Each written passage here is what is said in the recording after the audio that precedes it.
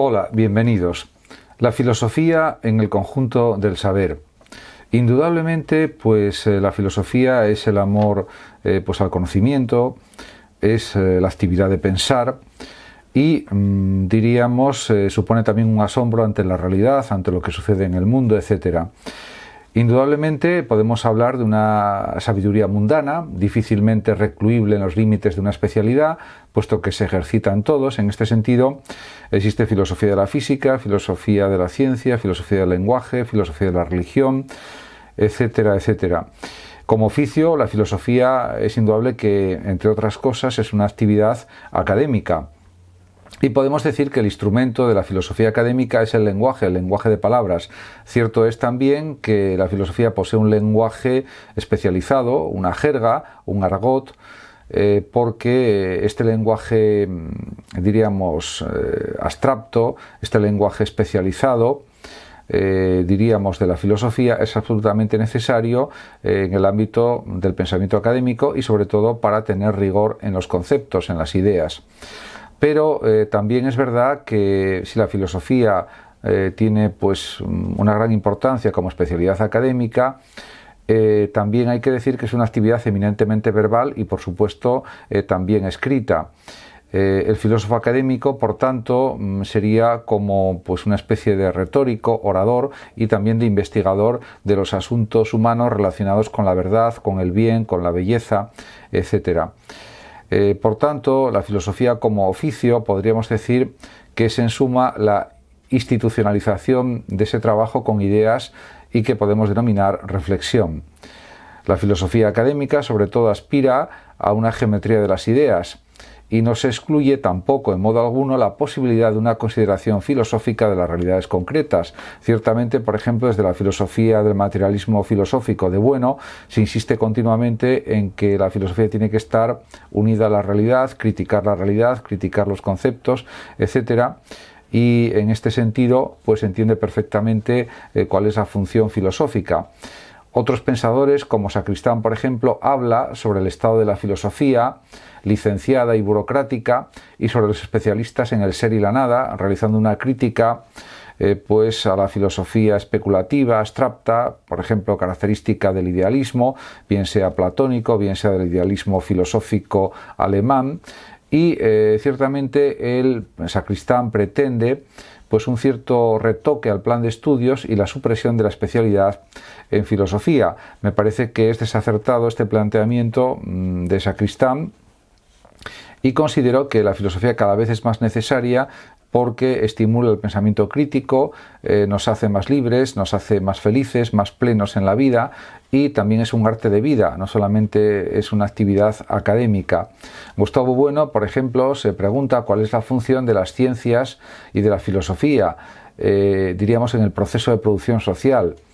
En cambio, el discurso de Sacristán podemos decir que pertenece al género epidíctico en el que hay una especie de espectadores desinteresados de la filosofía y esto realmente actualmente ya no es así. Cada vez hay un interés creciente entre los jóvenes por el saber filosófico.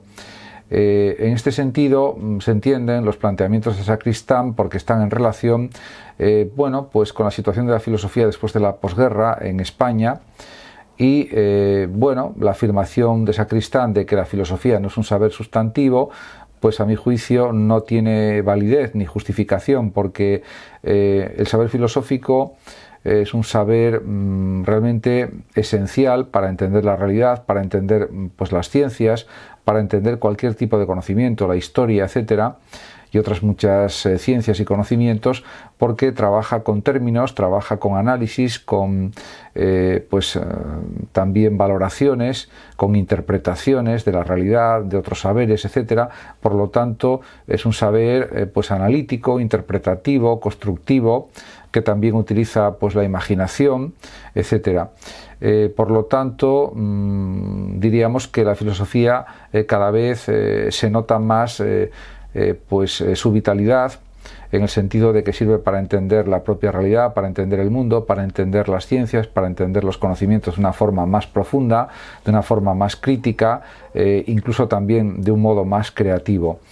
En cuanto a los modelos históricos, por ejemplo, que ha estudiado la filosofía, pues está claro que la filosofía ha estudiado pues las civilizaciones, pues hay una filosofía de la historia, por supuesto está la historia de la filosofía que enseña distintos sistemas filosóficos y distintas formas de pensamiento filosófico a lo largo de los siglos y, por ejemplo, pues también ha habido numerosos filósofos importantes a lo largo de la historia. En este sentido, pues podemos decir que, al contrario de lo que pensaba Sacristán, lo más práctico no sería construir un instituto superfacultativo o suprafacultativo de filosofía, emanación de todas las facultades, sino seguir cultivando la filosofía en el ámbito cotidiano y también en el espacio universitario y en el espacio de la formación de la educación secundaria, en los institutos. Por lo tanto, esto sería lo más apropiado. Y yo creo que frente a la discusión entre los saberes humanísticos y los saberes científicos, es indudable que las ciencias humanas o las ciencias sociales son ciencias.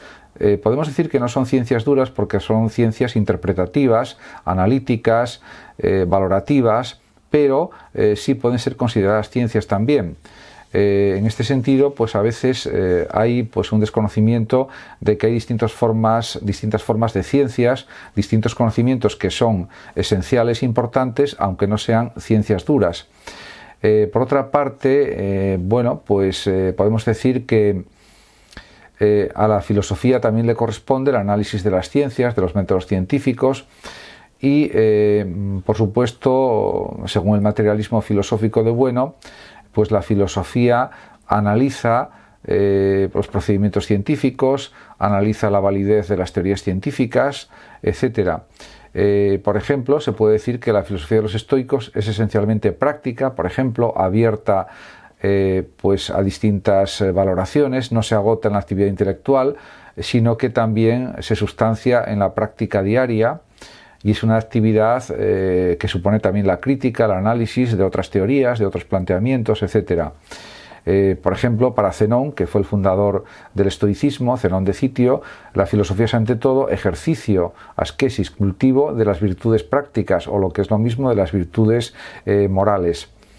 De hecho, para Gustavo Bueno, por ejemplo, la filosofía no es un saber sustantivo, como ningún saber lo es, porque diríamos que hay que adoptar una perspectiva histórica amplia de valoración, de comprobación de lo que es el saber filosófico. Podemos decir que para Bueno, por ejemplo, la filosofía es una forma de movimiento de la conciencia que aparece una vez que ha cristalizado pues un cierto modo de diferenciación de la conducta racional. Y también cabe decir que pues la filosofía es una forma de totalización racional crítica universal que abarca todos los aspectos imaginables y pensables de la realidad y también todos los aspectos observables del mismo mundo también. Por lo tanto, podemos decir también que puede haber pues planteamientos que podríamos caracterizar como filosofemas, pero también pues la filosofía, según Bueno, es un componente de la propia cultura y eso es algo indudable. El saber filosófico pues forma parte de nuestra idiosincrasia en Occidente y es verdad que hay distintos tipos de filosofía, orientales, occidental, etc. Además, la filosofía constituye una actividad recurrente y que pues influye en el proceso de la cultura y se propone influir a la vez que está influida por la propia cultura en la que se está ejerciendo. En este sentido, pues está claro que pues hay distintos planos en el ámbito filosófico, el plano verbal, el plano físico, el plano empírico, el plano lógico, el plano, diríamos, metodológico en relación con las ciencias, etc. En definitiva, podemos decir que la filosofía, desde el materialismo filosófico, es la resultante de un proceso o de unos procesos de totalización trascendental crítica. Sobre todo es un saber crítico. Y para Bueno, por ejemplo, la conciencia filosófica es un saber radicado en una conciencia que podemos calificar de esférica y sobre todo de radical. Por lo tanto, diríamos que hay que considerar que la filosofía es una actividad mental crítica y que no se puede pensar al margen del lenguaje. Y eso no solamente lo dice Bueno, lo dicen otros muchísimos filósofos, y la filosofía claramente es un trabajo lingüístico, con términos, con palabras. En este sentido, bueno, podemos decir que la filosofía se aproxima o se parece a la retórica y también pues a un cierto número de ciencias particulares, de ciencias humanas o de ciencias sociales también. En cuanto al papel de la filosofía en el conjunto del saber, me parece que es esencial en distintos niveles. Por ejemplo, sirve para analizar y criticar las ciencias, lo cual ya es un campo de trabajo inmenso, podemos decir que no tiene fin.